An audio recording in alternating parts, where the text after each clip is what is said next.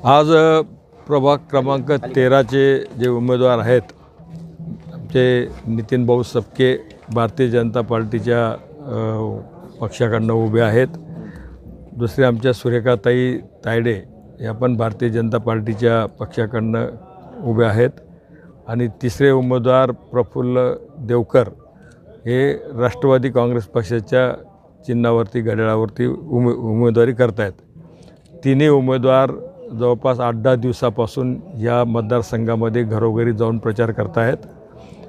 आम्हाला सांगायला आनंद होतो की अतिशय उत्स्फूर्त प्रतिसाद ह्या प्रभागामधून तिघा उमेदवारांना मिळतो आहे.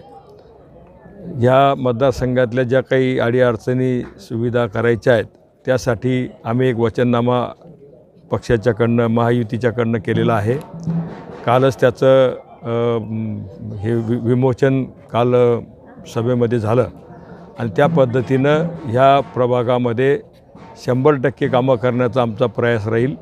हा मतदारसंघ सुजलाम सुफलाम स्वच्छ हिरवागार असा करण्याचा आमचा मानस राहील.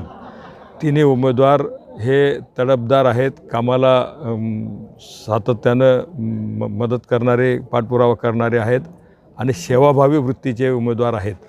त्यामुळं जनतेचा विश्वास हा महायुतीवरती झालेला आम्हाला दिसतो आहे.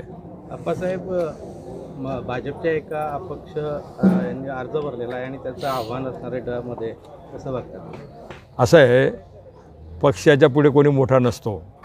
त्यांना भारतीय जनता पार्टीने इतकं मोठं स्थान दिलेलं होतं, नगरसेवक पदाची संधी दिली, स्थायी समितीचं अध्यक्षपद दिलं. परंतु पार्टीने आदेश दिल्याच्या नंतर पण माणूस कार्यकर्ता थांबत नसेल तर त्याच्यावरून त्याची वृत्ती आपण समजून घेतली पाहिजे. त्याच्यामध्ये खूप मोठा अहमपणा आलेला आहे आणि म्हणून या ठिकाणी महायुतीचे तिघं उमेदवार जे आहेत प्रचंड मतांनी निवडून येणार आहेत.